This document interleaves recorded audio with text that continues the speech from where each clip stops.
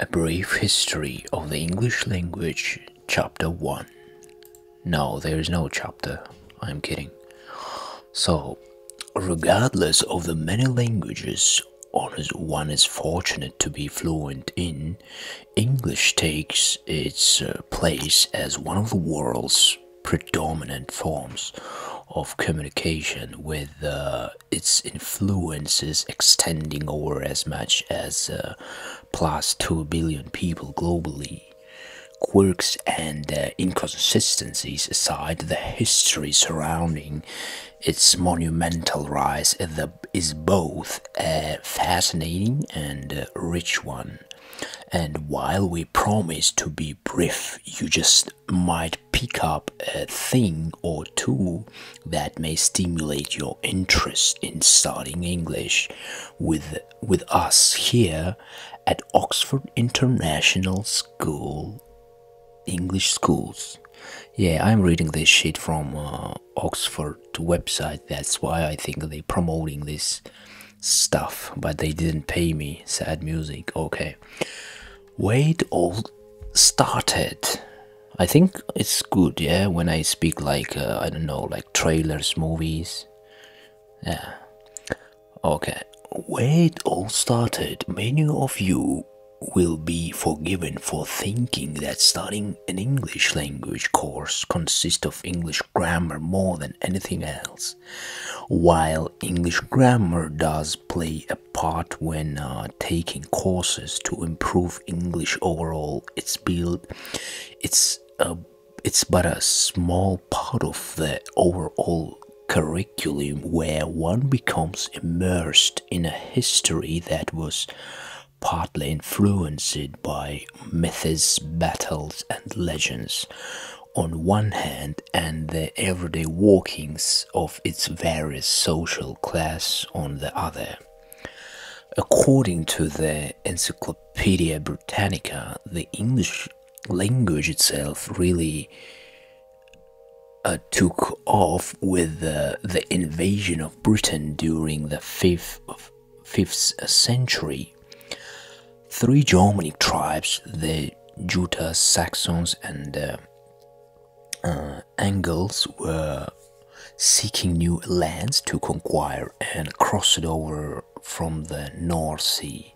It must be noted that with the English language we know and study through various English language courses today had yet to be created, as the inhabitants of Britain spoke various dialects of the Celtic language. During the invasion, the native Britons were driven north and west into lands we now refer to as Scotland, Ireland, and Wales. The word England and English originated from the Old English word Ingla, land, literally meaning the land of the Angles, where they spoke English. Interesting. Old English, 5th to 11th century. Albert Bow, a notable English professor at the University of Pennsylvania, notes amongst his published works that around 85% of English is no longer in use. However, surviving elements form the basis of the modern English language today. Old English can be further subdivided into the following: prehistoric of primitive, early Old English, and late Old English. Early Middle English, it was during the period that the English language, and more specifically English grammar, started evolving with particular attention to syntax.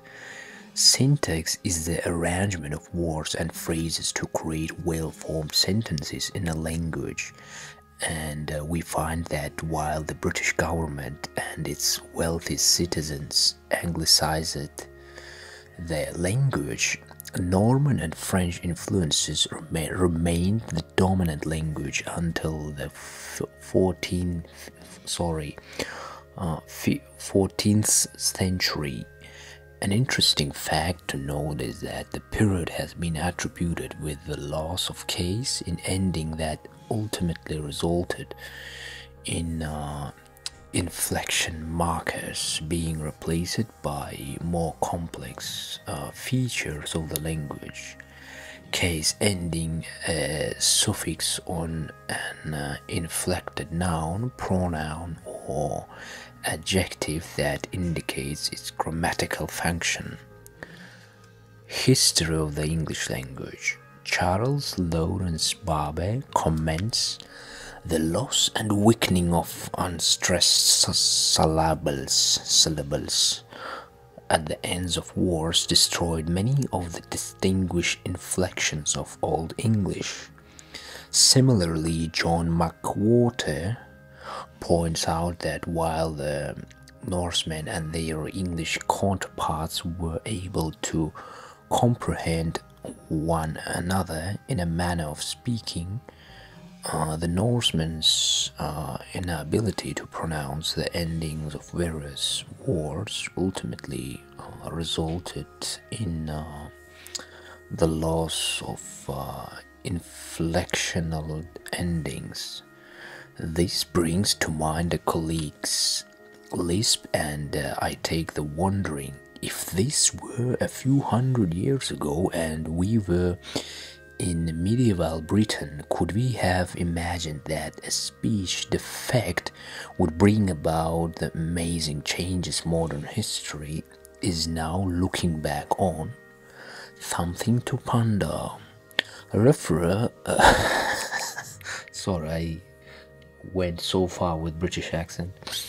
Refer to the image below for an idea of the changes to the English language during this time frame. Late Middle English. It was during the 14th century that a different dialect known as the East Midlands began to develop around the London area. Geoffrey Chaucer, a writer we have come to identify as the father of English literature and author of the widely renowned Canterbury Tales, was often heralded as the greatest poet of that particular time. It was through his various works that the English language was more or less approved alongside those of French and Latin, though he continued to write up some of his characters in the northern dialects. It was during the mid 1400s that the Chancery English standard was brought about. So, early modern English, the changes in the English language during this period occurred from the 15th to mid-17th century and signified not only change in pronunciation, vocabulary, or grammar itself, but also the start of the English Renaissance. The English Renaissance has much quieter foundations than in its pan-European cousin, the Italian Renaissance, and started during the end of the 15th century.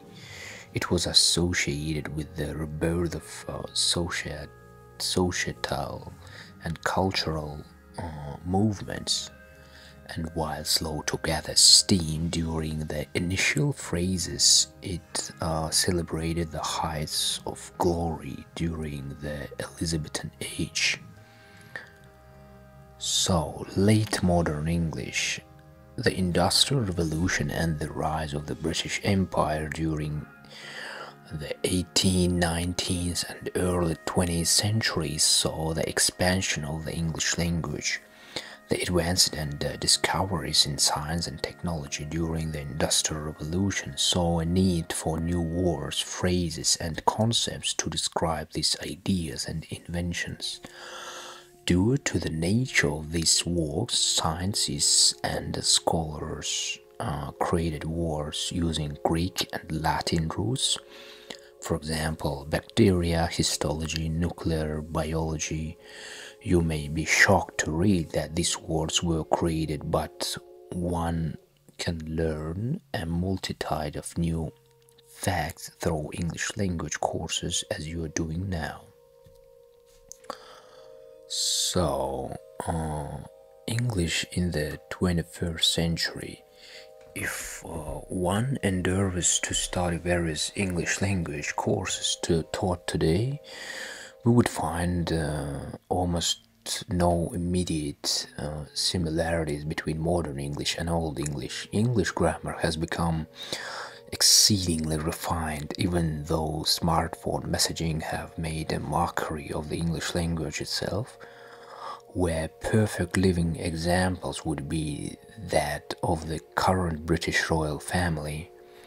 Current British royal family.